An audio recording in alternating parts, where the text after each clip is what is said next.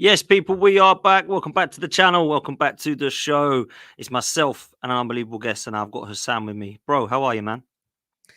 I'm good. I'm good. Thank you for having me. That's a sick intro, by the way. I Oh, like your cheers, my bro. glasses as well in the interview. The glasses look really good. The sunglasses. I know You you know, probably bro. don't wear them a lot in London because it's always cold and stuff. But It's always freezing, particularly this time of year, man. But yeah, listen, when I can crack them out, I do, bro. But appreciate the compliment, my bro. How are you, good man? on All you. things good your end? Yes, yes, all good, all good. Nothing to complain about. Happy days for me as well as a Liverpool fan. So yeah, big up for having me. Big up everyone in the chat as well. Make sure you guys are liking and subscribing. And yeah, let's get this party started. Let's do it, man. Listen, people, you probably have done it by now already, but make sure you go and follow Don Hassam on all socials. And of course, this is football. And go follow all of his content, all football content to be fair, but obviously a lot of Liverpool as well. Bro, let's talk Manchester City first of all, because it's a club that you and I probably despise as much as each other. However, they are in the mud when it comes to these 115 charges. But are they? That's the question. A lot of people are saying they don't know, they don't have evidence. There's no suggestions as to why they have done anything wrong. They're innocent. Nobody knows anything yet. I speak to LB a lot about it. Um, I'm a little bit. This is where I'm at with it. I'm going to get your opinion. I'm like, if they've done something wrong, which suggests to me probably they ain't exactly squeaky clean. If there's a 115 charges, right? Then I want the specific punishment to be, implemented. We'll come to what that looks like in a minute, right? But LB's like, well, I don't think we've done anything wrong. I don't think we have. Our CEO is saying we haven't done anything wrong. Our executive is saying this. Our people are saying this. And I use the example that if you've got 115 bottles of wine gone missing from a supermarket, probably means someone's nicked some wine, right? So that's where I'm at. I don't know what's going to happen, bro. I've got no idea.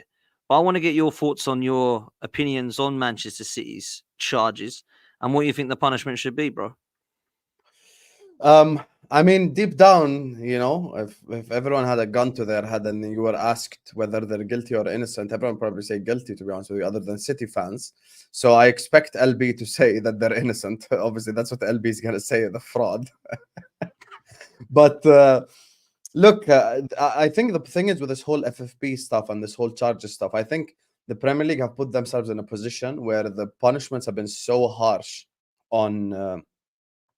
On Nottingham Forest and Everton, that now they've just set a precedent for what the punishments should be on Manchester City, because like everyone's now sat back like, okay, so you deducted 10 points from Everton. I actually forgot what the Forest charge punishment was, but I think it's also like a similar harsh punishment as well. Yeah. I don't think it was a points deduction, but it was like something as well when it comes to transfer market stuff like that. So I think they've set the precedent for what should happen to Manchester City in case of they're found guilty. The UEFA president actually came out, I think it was today or yesterday, and he basically said, yes, City should have been banned from Europe, but they have good lawyers. So the UEFA president himself probably thinks, there's something going on at Man City. But the lawyers are too good. So maybe the lawyers will just find another loophole or something like that to just postpone it for another 2 to 3 years or whatever. So yeah, but I think, look, if you want my honest opinion, I obviously think Man City are guilty of some sort of something. 115 charges, as you said. If it's like one charges, two charges, okay. It's 115 charges. So there is something, obviously, that's gone on. So you're not going to get charged 115 charges for nothing, will you? So there's definitely something there. And I think if they are found guilty, they need to be stripped of their titles, just like the Juventus punishment from back in the day. Stripped of their titles. The punishment should be as harsh as possible. And I think the Premier League will probably come down hard on Manchester City if they are found guilty. But look, the thing is, they could just keep appealing it. They could just keep, postponing the result of this whole thing, the hearings, etc. So, like, there's ways around it. They might just find another loophole or something to work with. But yeah, we won a title in the Pep era without any charges on our head top. So I'll take that. You will take that, man. Philippe's in the chat says, big up, says they'll be found guilty. The Everton charges is just a warm up. City are guilty. The punishment should include trophies being stripped and owners sanctioned. What's your thoughts on that, man? You've touched on it a little bit there, but in terms of stripping titles and looking at putting them down into League Two and all this stuff that people are talking about, like, do you think there's a possibility of that, or do you think that's just nonsense? I'm a chemical engineer. If I told you I cheated on all my tests to get the degree, you're gonna be tell me you have to be stripped of your degree, and that's just how it goes. To be honest with you, like if they are found to be guilty, and if they are found like to be basically like whatever it is, cooking the books or cheating in any way, shape, or form, then yeah, they should be stripped of the titles. Why not? Like it's just for me as well. This Everton and Forest thing has set the precedent now because when something is like as they say in the court of public opinion and something is so publicized, people will have an opinion on it, so people are not just shoving it to the side. Like people do have their opinions on the whole Manchester City situation. And if we sit back and go like, okay, so Everton got 10 points deducted, so in people's mind they're probably thinking deduct 1,000 points from Man City or something like that. So like in their mind that's probably what they're thinking. And for me, I look at this whole situation and I go like, okay, if they are found guilty, essentially they like it's proven that they've cheated to win all those titles, all those things. So 100% they should be stripped to them. If you go Google right now who the 2006 Serie A champion is, it will show Inter Milan, even though Juventus won it. But that's because they were found guilty of cheating, obviously. But we'll see what happens in the court anyway. And if what the UEFA president said is true and they just have strong lawyers, then the strong lawyers will be used again against the Premier League instead of against UEFA this time. So it's the kind of similar, this is similar thing. So I'm just waiting to hear to see what actually happens. But as you said, it's the amount of charges as well. The fact that it's 115, it's not really one or two charges. Like so, yeah. But I think with Man City, man, we all know there's something happening over there, as we say. And all you have to do is just search about Erling Haaland's dad and the payments under the table as an example. Like we know that there's some kind of something happening. That's all I'm saying. Listen, man, my last question on this, bro. Like, there's a lot of people come to me with this and said, "Oh, and I see James in the chat saying, like, I just want my trophy from last season if they're charged." Now, listen, I'm going to disagree with James, and I love James. Big up, James. I don't want to be given trophies. I want to earn them, right? But where do you stand on this? Because Liverpool in a situation of Arsenal in the last few seasons, Manchester City have won league titles, and if they've done it unfairly, if they strip to the title, do you then give that title to the person who comes second? Like, where do you stand on that, bro? I mean, in 2006 with the Serie A scandal, Inter Milan finished third, but Juve and AC Milan both were found guilty. So they gave the title to Inter Milan. I mean, it's just you're saying about it's a given title. It's not really a given title if the other person cheated to get the title. So like in my mind, Steven Gerrard's a Premier League winner in 13-14. Now no one can say anything about Stevie G. So look, like I don't think me saying they should be stripped of their titles is like unfair or whatever, because once again, if the Premier League rules or finds that City have cheated to get or win those titles, then by definition whoever finished second earned said trophy. It's not really a disrespect to say that, or like it's not like any form of fraudulence, to be honest with you. And like, okay, you could say it doesn't feel the same, that's fair. And obviously like you finishing first, like and we're lifting the trophy and all that, it would feel different. But at the end of the day, once again, if the team in second got there and then the team in first cheated to win the trophy, then of course the team in second should be awarded the trophy. So yeah, I think it's earned just as much as whatever. So yeah. I love this. I love this from Tone V. He says, "Give me the trophy. I don't want to have to wait another 20 years." Big up, my guy. Big up. Listen, I'm the same. I don't want to have to wait that long either, man. Just lastly, before I forgot to ask about Pep Guardiola, like staying at Manchester City. Like, do you think if they actually do get completely thrown the book at him, that he will stay, or is that a load of rubbish? Is he going to go elsewhere? I doubt Pep Guardiola is going to manage in League Two. So, like, I don't think Pep Guardiola is going to set his team up to play possession football against Wrexham in League Two. So, probably if they do get charged, I think he probably leaves. You know, and by the way, it's not just going to be him. Many people will be leaving, like Haaland, like many others. Like, I doubt many would stick around. Maybe a Foden sticks around. Maybe a player like that sticks around. But other than that, like, I see a lot of them leaving, to be honest with you. So, yeah. Yeah, listen, they go down to League Two. They're not all going to stay together. You think Haaland's going to go and play against Colchester? Come on, man. It's No. crazy. Listen, let's move. Sleeping Dragon has made a good point. He says, "Respect, Dan. Are we rivals with you, Arsenal boys, this season?" He's obviously a Liverpool fan. Let's talk about both clubs because they're obviously both of our clubs. Let's start with Arsenal, because you did mention Arsenal at the start of the season. We were chatting a while ago saying I think they might win it this year, Arsenal. You were quite impressed by the start that we had in terms of the difference of play, the controlled football, the 1-0s, the 2-1s. You were winning games of football and just crack on with it. And you felt that the Declan Rice signing, from what I remember you saying, was a great one that could take us to cross the line. It seems a few weeks later, Liverpool, let's be real, have only lost one game against VAR decision at Spurs. And you're in a brilliant position, mate. You're 5 points clear of Arsenal. You're in a position where you're looking down at Manchester City and the rest of the table, and you're still in the majority of the competitions, and I will say probably the favourites for a lot of them. So you must be happy. But talk to me about Arsenal, first of all, because I do feel like things potentially have changed in your head, but I might be wrong, bro. We're only 5 points behind you, so where do you see it? I mean, first of all, to address what the guy said, I think it was Tone in the chat. Look, when you're the supporter of a big club, when you don't support Manchester City, you do not need to force rivalries. Arsenal are not Liverpool's rival. Like, I don't hate Arsenal at all.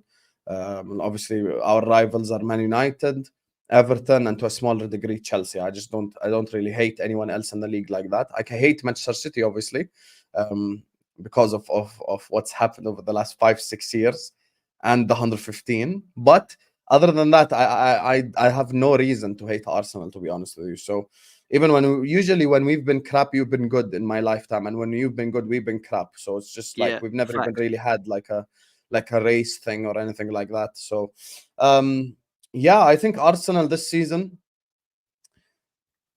I think I probably had too much belief in the Arteta situation. Like, I look at Mikel Arteta right now, and I think I'm probably in a position where if I hear any Arsenal fans say Arteta out, I don't think like he's crazy or anything. I think like, okay, like fair enough, you actually make a valid point. And the reason why I think that is, I think the signing of Havertz, and I think the way that Arteta has spent money can be questions. There can be questions asked.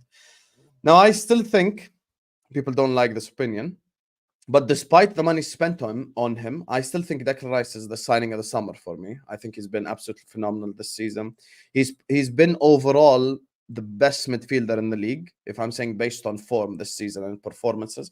Obviously, like if I'm starting a team tomorrow, obviously I'm choosing Rodri. But if I'm saying generally, if I'm speaking based on form this season and what they've done, then Declan Rice has done really well. I think the people that have let Arsenal down this season have actually been all the Arsenal forwards. Like Martinelli didn't make the step up expected. Even Saka didn't make up the step up expected. Jesus is giving interviews talking about goal scoring isn't his strength. Even Nketiah isn't performing as well as he was last season. Even he, when you were offered 40 million by Palace in the summer, should have taken it. Obviously, should have taken that money, because I don't think that money is going to come back again from any club. So I think the Arsenal forwards have let them down. This team is probably screaming out for a striker, for a forward in that position. And I think that this season, if Arsenal do not win anything, and if Arsenal do not be successful, then I think Arsenal fans have every right to be calling for Arteta to be sacked, because he's spent a lot of money. He's obviously gotten his players in, and I think the problem is with certain people who do support Arteta. I'm not saying everyone, but I'm saying certain people. The problem I find is they kind of just find a new scapegoat every time. Like sometimes, like I feel like, if let's say you signed Ivan Toney and it still doesn't improve and it's still not working, someone will scapegoat Ben White or Zinchenko or whoever. You cannot be a manager who wins the league under only perfect situations. You need to have sometimes a very good situation or a okay situation or a just a let's say a 75%, 80% situation. You need to be able to win with that as well. Like, I know we're going to touch on Liverpool later on, but even when we won the league or we won the Champions League, everything wasn't perfect. Like the game we played against Barcelona, Salah didn't play, Firmino didn't play. We still came back, won 4-0. And the year that we won the league, Alisson was out for 10 games. We had to play Adrian in goal. There is no excuses because injuries do happen. You need to be able to be prepared for it and stuff like that. Certain things I sit like maybe a bit more like understanding with, like the Timber situation. You can't really call you signing a player and then essentially he gets injured before the season starts. Like, I think that's unfair. Yeah, that's and just hard. Unlucky, cruel. Yeah, that's just unlucky, to be honest with you. But other than that, like, obviously the Havertz signing, there's question marks. The forward line not performing, there's question marks. But the one thing that I think is probably one of the heaviest criticism of Arteta this season, and rightfully so, is the lack of creativity shown by the Arsenal teams. And last I checked, Chelsea actually has more big chances created than Arsenal, which is a damning stat because Chelsea are in a much worse position. So it shows you there's maybe a creativity problem there. And if Arteta could be the Brendan Rodgers version of like for Arsenal, in which like he builds it to a certain extent, but then another guy comes in and takes over and just takes Arsenal to the next level. That's how I look at it. Yeah, and I think we'll find that out this season. I've said that before. If he's the nearly there guy that can't get us across the line, I want to see somebody come in that says that I can. And I don't care who it is. People say to me all the time, "Who's out there? Who's out there?" Come on, man. We kept Wenger for 22 years and probably maybe 6 years too long because people kept saying, "Who else is out there?" So you've got to move on. You can't keep this sentimental value. Just give Arteta another 2 windows and 200 more £1 million. Like the guy has bought one striker in 4 years in Gabby Jesus. The only other attacking options he's bought are Willian, which was a shocking one, and Trossard. Other than that, yeah, he's promoted Saka and Martinelli, which is great. But when you look at it, it ain't really good when you've not got a striker still. Because Jesus is a good footballer, but he's not a 20, 30 goal a season striker and never has been. So for me, when you're not looking to actually look at one of those strikers, and apparently this season, this window, we're looking to go and get a versatile defender, being linked with Onana, being linked with, so I'm thinking, what's that going to do? That is not going to win us the title, Hassan. The Onana one is the worst one for me. The Onana one, I actually made the claim. I said if Arsenal sign Onana, Arteta need to be sacked the next day because you just know he's just clueless. Onana is not an Arsenal midfielder. He's not. He's not press resistant. He's not necessarily good on the ball. He can't play in a single pivot. He's perfect for a counter-attacking team. Like, do Arsenal park the bus? No. Do they play counter-attack football? No. So what is Onana good for in a team that's trying to play possession football? I don't see him doing any role, to be honest with you. And when you go play against clubs in the Champions League, against a Real Madrid or a Bayern Munich or a Man City or clubs like that, I'm so used to saying or a Liverpool, but then I remember we're in Europa League this season. But anyway, point is, or you play any of the clubs that are known in the Champions League, a player like Onana would just get pressed to pieces and destroyed in that game. He's not an Arsenal type midfielder at all. A midfielder who plays for Arsenal should be press resistant, should be good on the ball, should have certain on-ball capabilities that I just don't think Onana has. So yeah, I think that would be an absolutely dreadful signing, and for 60 million as well. Like that is just an absolutely like value for money. That is just horrible as well. Yeah, listen, I can't sit there and disagree with you too much. Big up, Mum, in the chat. Says, Sam, do you think Arsenal's play is too predictable? We've got you soon again, man. Obviously, at the Emirates, you did beat us, and I thought that we should have been 2 or 3-0 up, to be fair, in the first half hour. But in the second half, it just weren't happening for us again, and you beat us. You're going to play us again without Mo Salah, but you've already beaten us without him. Do you think we are, though, predictable at the moment? Do you think it's quite easy to play against Arsenal, would you say, even depending who you are? I just realized is that name Donna Potts? Yeah, Donna. Yeah. Is that actually your mom? Yeah. Why? Why did you think that? Oh. Big up, Momsy, man. Big up. Yeah. Big up. I just realized that. Big up to No, her. that's fine, man. That's fine. Do I think Arsenal are predictable? Look, the first half that Arsenal had against Liverpool, I even said it on my stream. I thought like Arsenal could easily been 4-0 up. Like Havertz, Saka, what's his name, Reece Nelson in that game, all had chances, all had opportunities. So in that first half, any serious team, I said it before, any serious team would have probably been 3-4-0 up against us. Now, are Arsenal too predictable? In the forward line, they definitely are. I think Saka has a predictability element to him. I think Martinelli the same. Jesus is probably the only unpredictable one, but then when it comes to finishing chances in front of goal, Jesus is probably the worst out of the three. And you look at the Arsenal front line, and you think, okay, they probably do need someone with a bit of swagger in this team. They need someone who can come in and who could just maybe sometimes take a bit of risk. I know you work with troops as well, and he says something sometimes about the Arsenal attack. It almost feels like they're trying to pass the ball into the back of the net. And Absolutely. when someone says something to you and you watch an Arsenal game, you think about what they said to you, if you get what I'm saying. Like when someone says something about their club, you have it in your mind as you're watching a football game.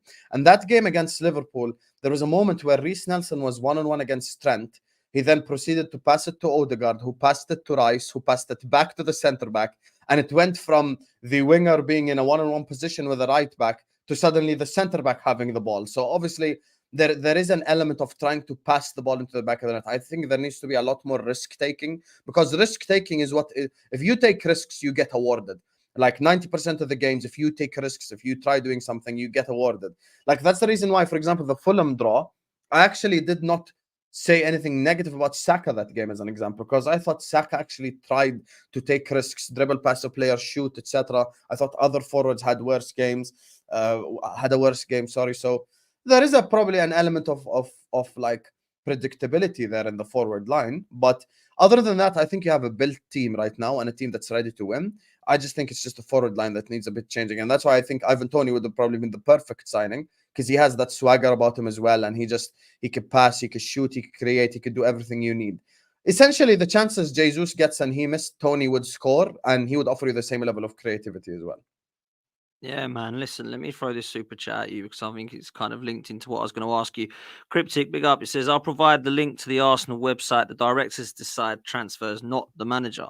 If Arteta says, I want X type of player, they decide who. Now, there's been some changes today within the Arsenal hierarchy, and obviously, Vinay Venkatesham is definitely leaving in the summer, and we are promoting Richard Garlick, it seems, from who's kind of had the reins with Edu about some of the transfer negotiations and some of the dealings that we've done with signings. And that may now be a little bit different. I don't know. I've no idea. We're not having a change of personnel, we're having a change of role. And I always wonder sometimes what that actually means. Does he actually get more responsibility, or do they just change his job title? Do you know what I'm saying? So we'll see what happens there in the summer. But I wanted to touch on this window because we've been linked with Benzema, we've been linked with Joshua Zirkzee, we've been linked with Mayoral, we've been linked with Onana, we've been linked with Jorel Hato from Ajax, who's a 17-year-old versatile defender. What's going on for you, Hassam? Are we going to actually sign anybody, Arsenal, that's going to make you like go, oh, Arsenal are serious? Yes, Tony or Benzema. I'd actually go like something. But there's an article that came out. I don't know how like accurate it is, but that's what I first said when the whole Benzema stuff came out. I was like, I don't think. Have some shame, Tims. Have some shame. Thomas Partey is back. Come on, man. That's like me saying Thiago's back. He's just gonna be He's back, when you need him. yeah, for When 2 you need games. him, he won't be there. When you need him, he won't be there. You know, Thomas Partey, if you're playing Bournemouth at home, he'll be fit and available. Liverpool come to town, he ain't fit type thing. So like it's just Hey, it's so true, bro. I can't even lie to you, man. It's so true, man. It's just annoying now. Thiago, that's a great comparison, you know. Yeah, both of them kind of similar. Look, the one guy that I think, obviously, Ivan Toney would have been the one with the article that's talking about with Benzema is apparently Arteta doesn't want to work with a player like that. And I was thinking about this when it first came out. I was like, I don't think Arsenal signed Benzema for one reason. Now, from an FFP perspective, from a logical perspective, it makes sense because it's just a loan. So all these chances, etc., and he's a forward who can put the ball in the back of the net. The one thing I'll say though is Arteta likes to have players he can control. Benzema would walk all over him, like because like the ego is obviously there. Benzema is a player who's won it all. He's won everything there is to win in club football wise. So like he probably is in a position where like, why should I be listening to Arteta to begin with? Like, you know, Benzema will probably listen to Klopp. He'd listen to Pep. He'd listen to Ancelotti. He'd listen to Simeone. He'd listen to Zidane. Does he listen to Arteta and Arteta's instructions? That's the $1 million question. So that's why I think maybe that signing wouldn't have worked. But as I said, I don't think you need a robotic striker who could just put the ball in the back of the net. You need someone who takes risks. You need someone who has a bit of swagger about him. That's why I think Ivan Toney would have probably been the perfect striker for Arsenal. And the reason why no one's signing anyone is FFP. You know, for the first time, I've seen one of the interviews that Terry done with one of the journalists. I believe it was Ben Jacobs, and there was like there's actually nothing for us to address here because there's just nothing. There's like no one's signing anyone, you know. Enter back, in my opinion, and we ain't signing him either. So I think this whole FFP stuff with the Premier League, they're probably just going down hard on all the clubs and stuff. So maybe clubs are a bit more cautious and careful now. Yeah, man. Listen, let's bring Liverpool into it. And before we do that, are Arsenal still in this title race for you? I know we're 5 points Yes. off. We've had a bit of a nightmare. Are we still in it? Yes. And the reason why you're still in it is the same stuff that other rival fans told you from last season applies now. It's literally January 25th. Nothing can be over in January 25th, whether it be a team winning it or a team losing it. He like literally you were talking about you being 5 points behind. If you beat us and we draw to Chelsea, suddenly Liverpool are below Arsenal. Does it mean Liverpool are out of the race then? So like look, it's too early. It's too early to rule out any teams. I think these three teams are the three teams who are going to be in the challenge in the race for the title but by the end of the season. And I've said it from the start. Liverpool, City, and Arsenal are all going to challenge. Um, and with Manchester City, I just hope they don't win it. And if it is Arsenal going up against City, I hope Arsenal do beat City to the title because I just can't stand City winning it again. But yeah, I think there will be a title race. I think it's going to be all three clubs competing. And even if you lose, the next game against Forest or lose against Liverpool or whatever, it does not mean it's over either because it's literally January. Like it's too early still. So much could happen in the next 4 months. So much could happen in the next 4 months that swings the title either way. Interesting, man. Listen, let's bring Liverpool into it. I want to ask you a serious question because me and LB were having a debate before the ball was kicked, and I said to him, I think that Arsenal and City will go at it again. I hoped with the signing of Rice, similarly to yourself, to be fair, that we would at least push them. And I thought that Liverpool would be up there, but I did have the prediction of Arsenal finishing above Liverpool. However, the only reason I said that was because I felt that you were a number 6 and a centre back away from winning the title, and I stand by that. And I said that, and you can go back and watch that. I said if you bought a serious number 6 and a serious centre half, I think you could go and beat City to the league and Arsenal to the league, right? I've been quite impressed by the fact that Liverpool haven't even needed to do that and they still look like they can go and win a title because Endo's come in and actually been okay. I know everyone laughed because Caicedo didn't happen and Lavia didn't happen. Centre backs, I believe Van Dijk has looked like the old Van Dijk. And for me, Cunhate has lifted. I mean, I liked him, thought he was good, but he's been incredibly good, in my opinion, particularly the last few games. And I think Trent's been the best player this season. And I said that on my Race Europe show, and a few people like snarled at me and was like, "What?" I think he's been outstanding. Like I really do. I like everything about the football. I've always thought he was generational, and I said he was world class, and people said I was a fool. But I think he's top player. And I think this season he's been the best player in the league. So that's for me the reason that I put Liverpool in with an unbelievable chance. Whether they're going to win the league, I still don't think so. I still think it will be Man City. Unfortunately, I can't stand them either. And if I had to pick, of course, I pick Liverpool, right? But I don't think I have to go with what I think. And with me, Man City have shown me no evidence they're going to drop off. But how impressed have you been with Liverpool this year, man? Have you been surprised, or do you think you'd be there or thereabouts? Like I thought we were gonna challenge, but obviously this position that we're in right now, massive credit has to go to Jurgen Klopp. Essentially rebuilding a whole midfield, in one summer because we literally lost all our midfielders from last season: Fabinho, Henderson, Milner, Oxlade-Chamberlain, Naby Keita, all of them left. So like all the guys who used to play for us in midfield last season, all left, all gone. So you look at the situation with Liverpool, and you have to give credit to Klopp because we are also in all 4 competitions still. So we're obviously in the Carabao Cup final now against Chelsea. FA Cup, we're still in there. Europa League, obviously, we're in there as well. And you look at the situation we're in, the title race. I still think we are at least a centre back signing away. I'm not going to change on that. Like we could win the next 5 games, and I'd still be saying the same thing because in football, injuries do happen. And unfortunately for us, we do not have the required depth to just rotate because it's not about what I think or you or anyone. Klopp takes the Europa League seriously. Like Klopp has shown this season, he's not messing around with that competition. And that works a little bit in negative for us because if you actually do a quick calculation, the amount of games that Liverpool are going to play from now to the end of the year will add up to almost 30 games from February until May. So if obviously given that we reach a Europa League and an FA Cup final, but around 30 games. So I think our defensive depth isn't as strong, and that's exactly why for me we need a centre back. Desperately need a centre back, specifically with Matip out to the end of the season. I think with the DM, I would be a lot more secure and happy if we sign 100%. But look, McAllister for me has been our best midfielder this season. Endo has actually outperformed everyone's expectations, including people who were backing the signing. So I think centre back is absolute top priority, specifically with Matip out till the end of the season. But yeah, our 4 X factors this season have all turned up, and that's Alisson, Trent, Van Dijk, and Mo. All 4 have played really well. All 4 have absolutely been killing it in the league this season. And with Trent, obviously, he's made a step up. Just he heard all the disrespect last season on best right back in the league and all this, and he's like, "Now we're gonna come back this year." And he definitely came back this season. He's definitely been absolutely tearing up the league. And he's even scored winners for us, like against Fulham and stuff like that. He's literally scored a 90-something minute winner. So, Trent has absolutely been phenomenal this season. But yeah, Jurgen Klopp deserves massive credit. It's just too much competition, though. That's the thing, if you think about it, because there's obviously the Carabao Cup. Look, there's only 1 game left anyway. But the other 3 competitions, FA Cup, Europa League, Premier League, can we play Van Dijk, Kwanzaa, Konate, and Gomez without any injuries till the end of the year? That's the million-dollar question. But injuries, unfortunately, do happen. That's just the nature of football. Listen, I think Klopp deserves huge respect, and I think sometimes he gets disrespect. He does get on my nerves a bit when he moans all the time, but he's a top manager, right? He's elite. But when I look at it, I do feel like Liverpool this season, I said this to Errol on my channel, I said, I think you're guaranteed 2 trophies, because I think you're going to Yes. win the Carabao Cup.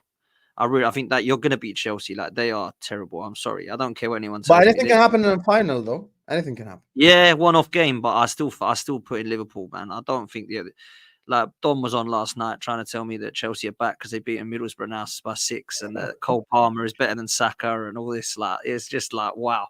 But that's Don, right? But for me, I think Liverpool win that game, and I still have your favourites to win the Europa League. I know Bayern Leverkusen could get in the way because they're playing very well, but I do That's think the only Liverpool, team that worries me.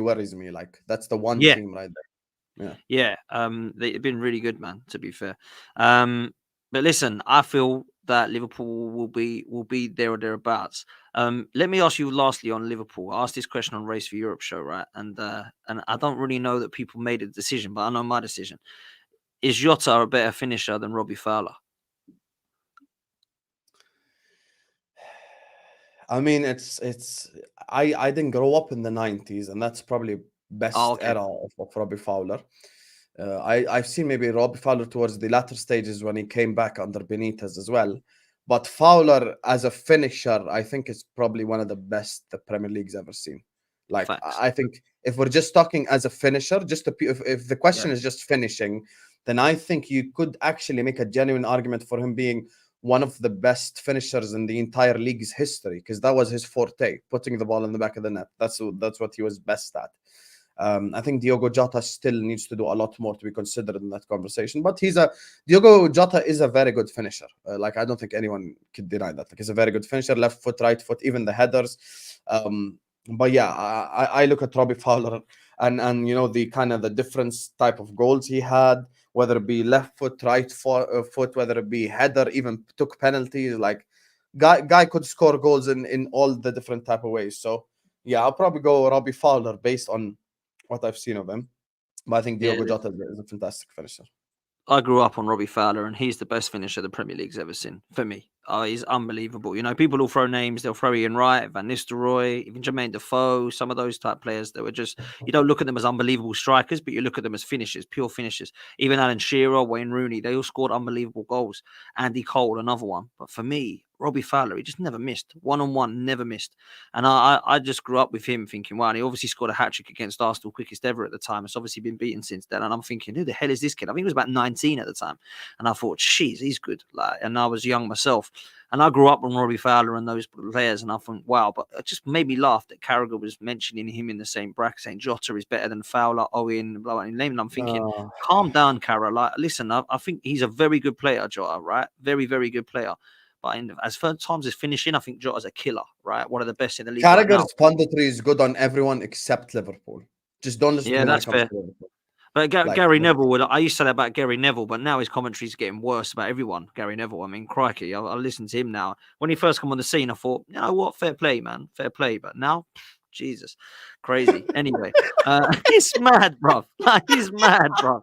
I listen to him and I think, does he actually think about it before he speaks sometimes? Like, absolutely crazy. I remember one of the, and this is coming from me, by the way, is not really a massive fan of our plan or process, or whatever the hell you want to call it under Mikel Arteta, right? But he sat there under Ole Gunnar Solskjaer saying, this is a clear plan at Man United, and Arsenal don't have one.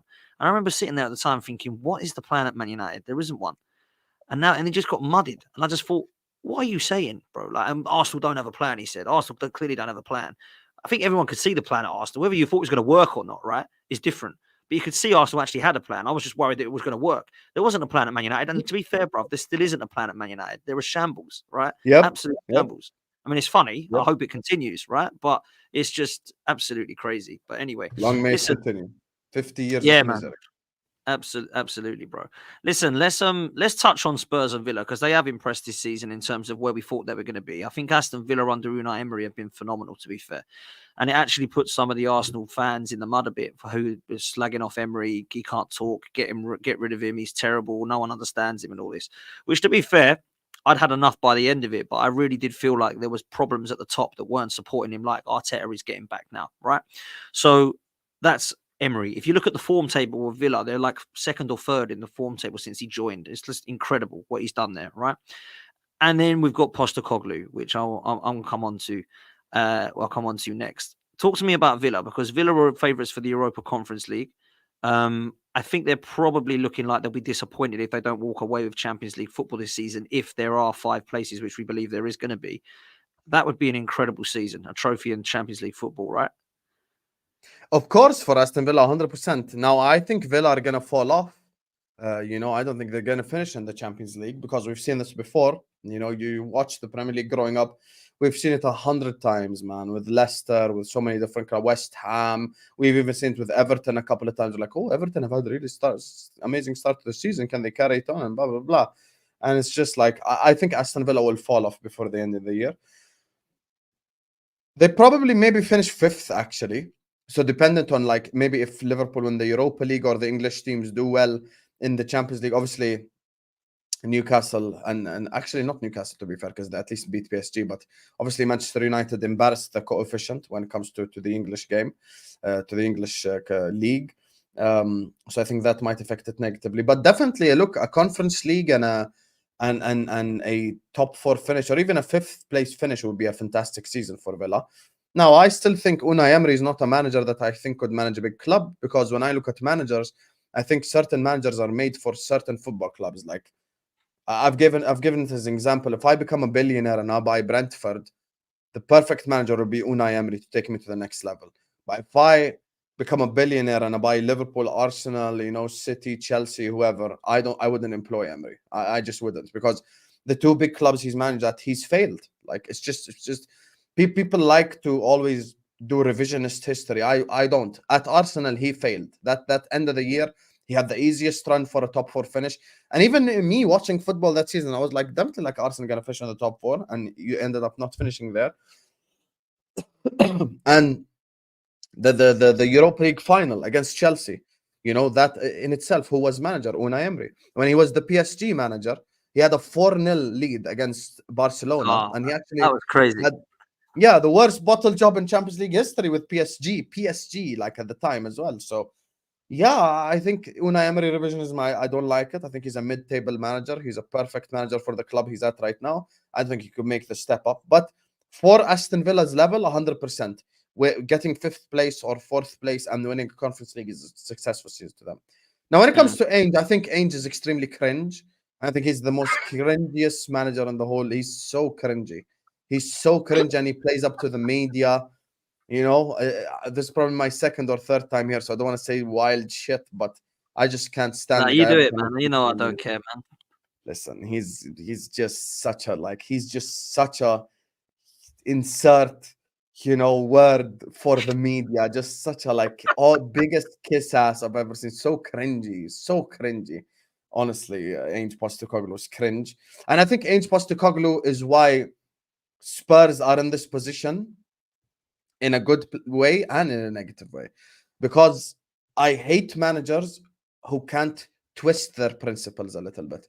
Now, I'm not saying abandon your principles. Now, as an example, um, you're not looking at someone like, okay, let me put it in a perfect way.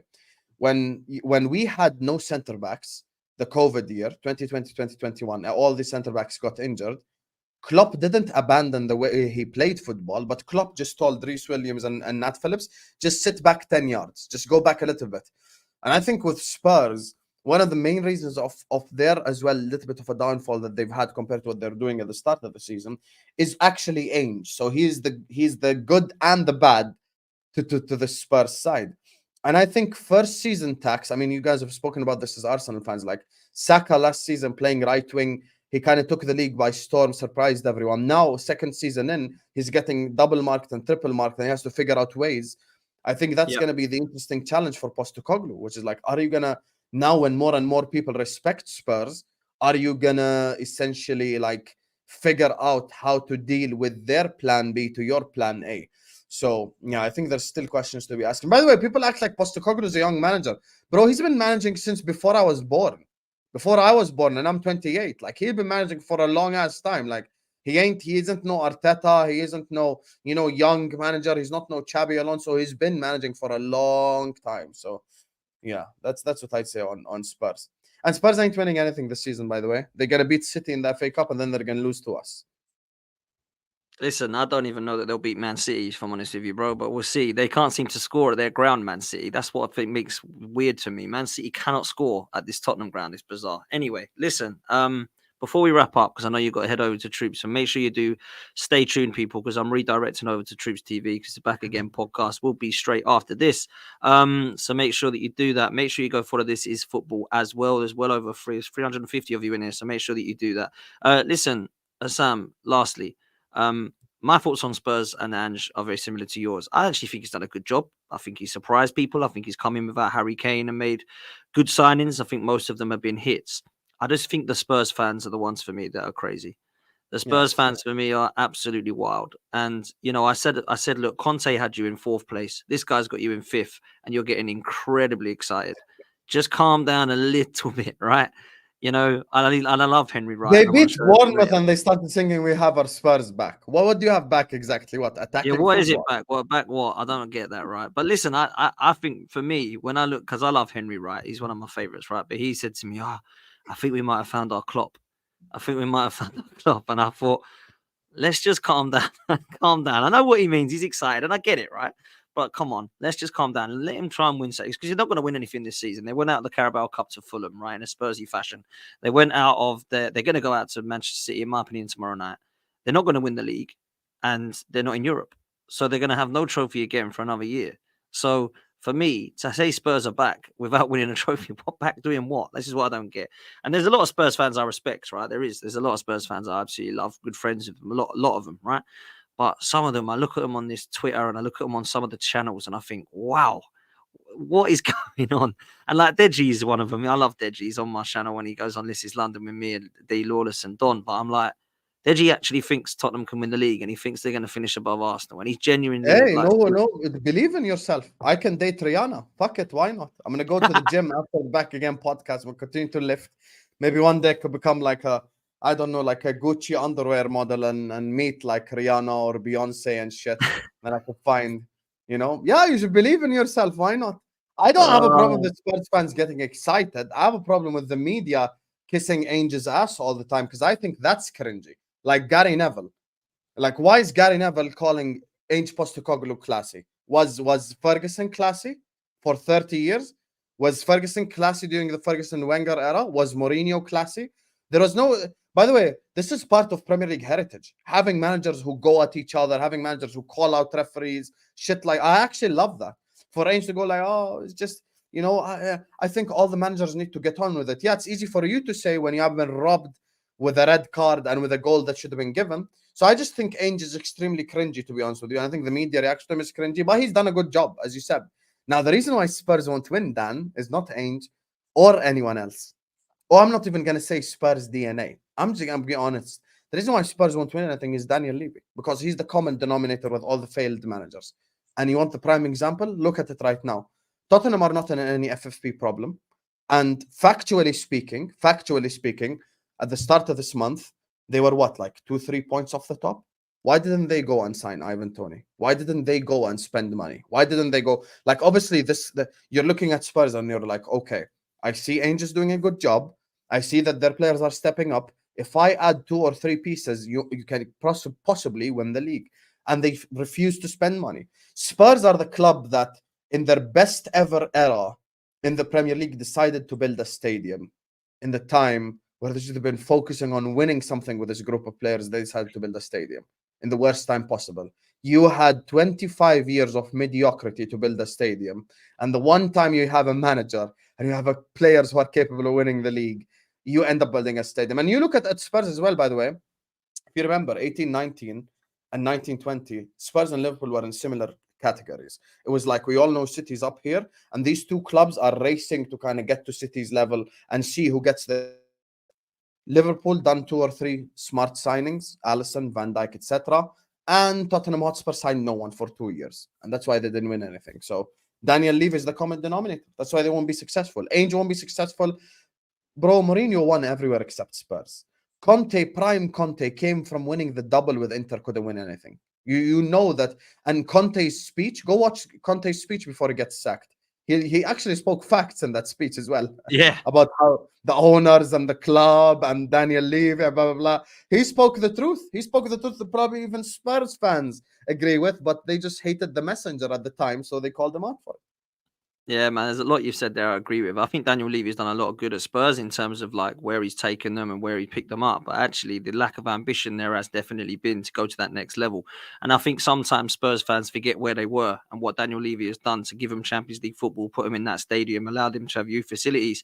My question mark has always been, what do you do next? Where do they go next? Are they happy just to get top 4? And it seems like Daniel Levy is. I don't think that's why they'll ever go and win a title. But listen, maybe Deji will put me in the mud. Ange Postecoglou will win the league ahead of Pep, Klopp and Arteta. But, it's one of those, man. It's one of those. Listen, Hassam, you're a legend, my friend. We're going to stop there because I know you've got a show. Go over with Troops.